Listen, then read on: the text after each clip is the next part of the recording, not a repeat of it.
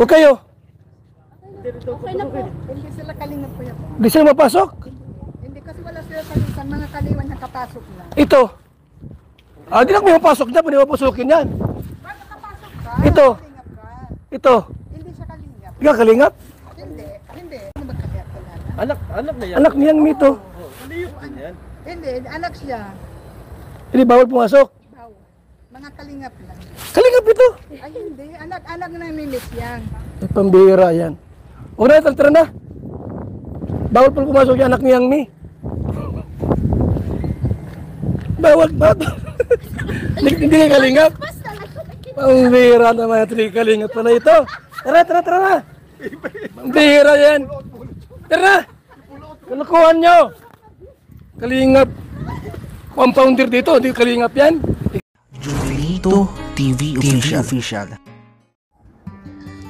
So yun. Inyo at sa mga kabagis, this is Jubilito TV Official at eto na naman po muli ang isang edisyon ng ating reaction video mga kalingap at kabagis. No? Pero bago po lahat, syempre po, mega love shoutout po muna kay Kuya Val Santos Matubang, kay Ate Edna Vlogs, kay Kalingap Rab, Kalingap Netizens, Kalingap Subscribers, Kalingap Supporters, Kalingap Partners, Kalingap Reactors, Team Bios, Team Karepa, mega love shoutout po sa inyong lahat. Nako po. For today's reaction video mga kalingap at kabagis, gawan po natin ang reaction at muli po magbibigay ng ating personal opinion dito po no, sa napanood natin sa intro pa lang ng ating video upload for today na kung saan mga kalingap at kabagis no, ang planong masayang pagdalo sana sa birthday po ni Jomar ay nauwi po sa medyo tense na sitwasyon na kung saan mga kalingap at kabagis ay okay na po sana ang lahat, ay bigla pong nag-back out si Kuya Val Santos Matubang at hindi na po tinuloy yung pagdalo dito po sa birthday ni Jomar. To give you a brief context mga kalingap at kabagis dito po sa video na ito, ay nautay-utay itong video na ito ni Kuya Val Santos Matubang, no? Na it took only around 11 minutes sa unang part, tapos another 11 minutes na naman dun sa pangalawa at nagtuloy-tuloy na po, no? Naging serye na in the same day mga kalingap at kabagis, no? Ang saya, no? Papunta na sila ng Blue Rock, yun po yung title ni Kuya Val Santos Matubang doon po sa kanyang initial live streaming, no?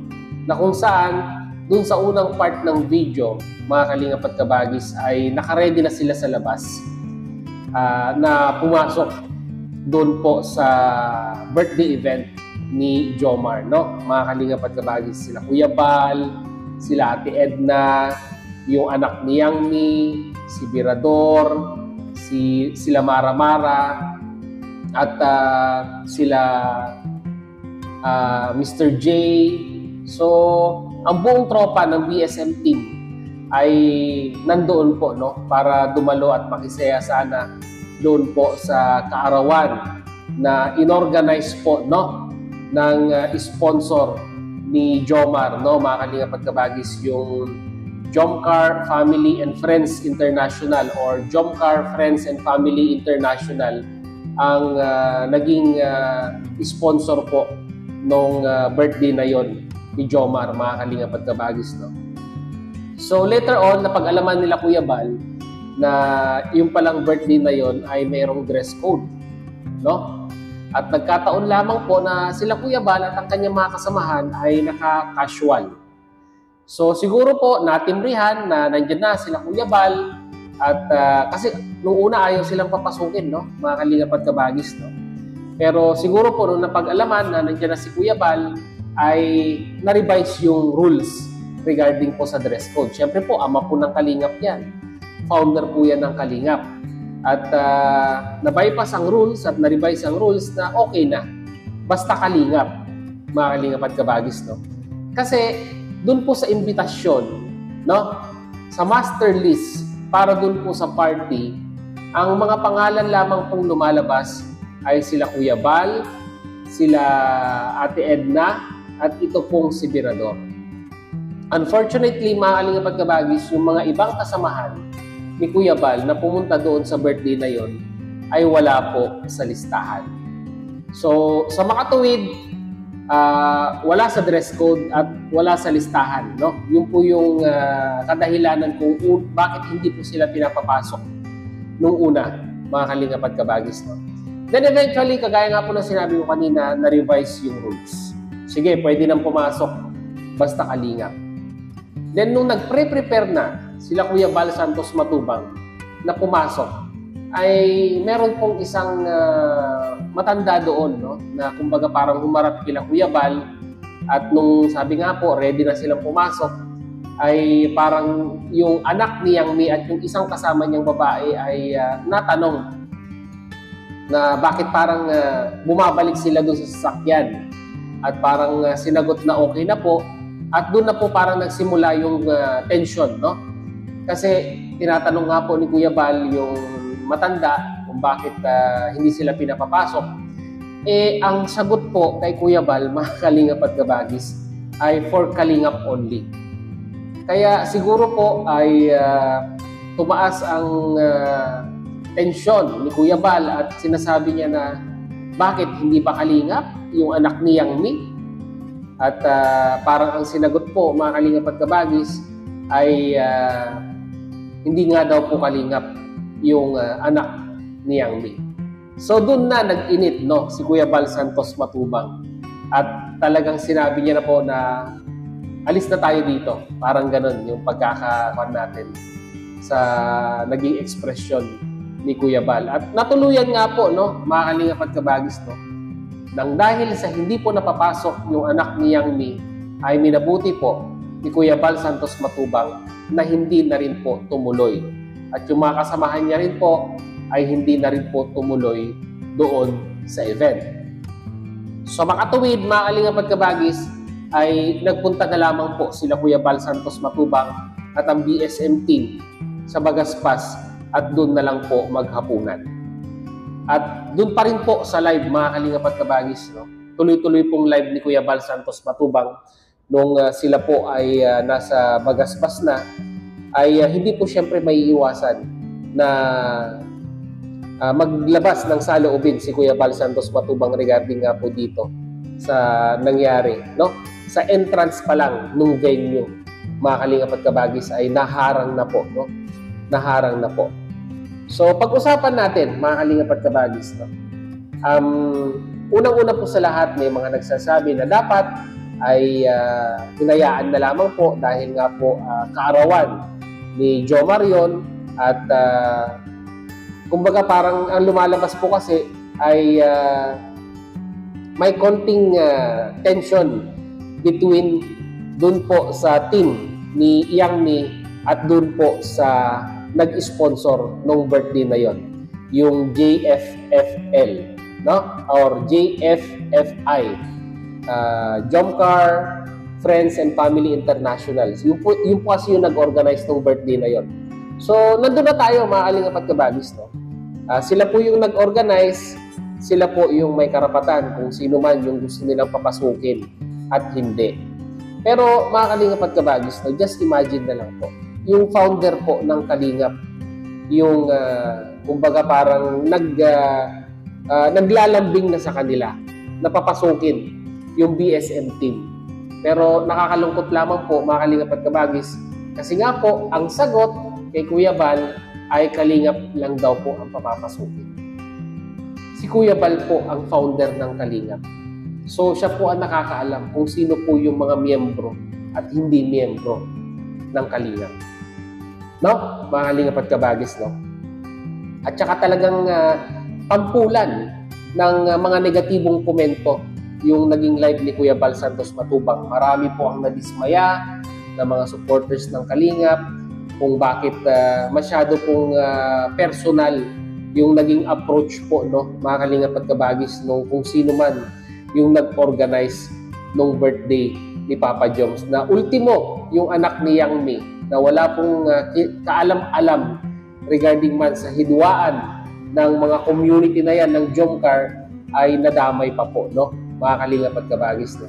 Kaya nga po, kung papanoorin ninyo at babalikan po ninyo yung later part ng mga live ni Kuya Bal Santos Matubang, ay nakapagsabi na po siya, no, na talagang dapat ang grupo ay isa na lang, no? Ang ititira niya na lang, mga kalingap at kabagis, ay yung pong grupo ni Yang Mi, yung original na Jomcar 18, no? Yung po yung pagkakasabi dun po sa last part ng live streaming ni Kuya Bal Santos Matubang na ang nag-take charge ay ito pong si Birador. At hindi rin po natin maaalis kay Birador na maglabas din po ng kanyang sentimiento at saloobin regarding po dito sa usapin na ito dahil kumbaga naiintindihan niya rin yung kalagayan ng anak ni Yang Mi at that time na talagang parang hindi lang parang, tanggalin na po natin yung parang, talagang napahiya po, no, doon po sa event na yon, mga kalingap at kabagis. Ang ganang sa akin lang, mga kalingap at kabagis, kung tayo po ay may mga personal vendetta, no, sa mga ibang tao, ay wag naman po sana nating idamay, no? Kung ano man, wag po nating idamay yung anak, yung kamag-anakan. Bagkus mag-focus po tayo kung sino man yung meron po tayong galit, doon lang po tayo magalit. Wag na po nating idamay yung anak. Or ito, pati sila Kuya Bal, nadamay na rin sa kanilang personal vendetta kay Yang Mi, mga kalingap at kabagis, no? Kasi sabi, anak ni Yang Mi, diba? Parang ganun po ang lumalabas. At parang lumalabas na kahiya-hiya yung DSM team at that time dahil po kasama po yung anak ni Yang Mi, no? Kaya hindi po natin masisisi na magalit si Kuya Bal at that time, at that very specific event, mga kalingap at kabagis, dahil nga po syempre nawala po yung essence ng One Kalingap, One Family dun po sa event na yun. Huwag po nating i-bash si Jomar dahil unang-una po sa lahat ay wala po siyang kaalam-alam dun po sa komosyon na nangyayari sa labas at that time, mga kalingap at kabagis, no? Kumbaga, yung desisyon na yon na hindi po papasukin yung anak ni Yang Mi ay nanggaling mismo lamang sa isang desisyon ng isang individual. Correct me if I'm wrong, mga kalingap at kabagis, no? Na kung saan ay naging domino effect na po, no, yung nangyari later on nung gabing iyon, mga kalingap at kabagis. At talagang makikita po natin na balisa si Kuya Bal doon po sa huling live niya nung gabing iyon na talagang nagsaliksik siya, nagtanong siya kung sino yung naging nag-organize nung event na yon, mga kalingap at kabagis. Kaya hintayin natin kung ano yung magiging sagot, kung sasagot man yung mga nag-organize regarding sa event na to, kung bakit ganon yung naging trato nila sa anak ni Yang Mi at hindi pinapasok, mga kalingap at kabagis, no? Kaya ito rin po ang nakakatakot, no, sa mga ganitong klase ng mga event na kung saan ay ang dami po ang nag-i-sponsor, no? Maganda po ang pag-i-sponsor, pero pag ganito po mga klaseng event na kung saan ay may mga major sponsor na sila po yung gumagastos, ay nawawalan po ng karapatan yung in-sponsoran nila dahil po nakokontrol sila, which is sa nakikinita ko po ay ganito po yung nangyari kay Jomar. Kaya nga po, mga kalingap at kabagis, no, hanggat maaari, no, kung kaya naman, wag po tayong dumipende sa mga sponsor sa mga ganitong event. Dahil, gaya nga po ng nangyari dito po sa event na ito, ay mapupunaan at masisilip na naman si Jomar dito, mga kalingap at kabagis, dahil sponsor po ni Jomar yung naging organizer ng event na yun, mga kalingap at kabagis. So yun lamang pong ating reaction video for today, no? Ang ating sabihin na nating lesson for today ay wag po nating iasa lahat, no? Wag po nating ipa-organize lahat ng mga event na yan, birthday, sa lahat ng mga major sponsor. Dahil pag nangyari po yung ganyan, mauulit at mauulit lamang po yung ganitong pangyayari na kung saan ang may control sa event ay yung pong sponsor.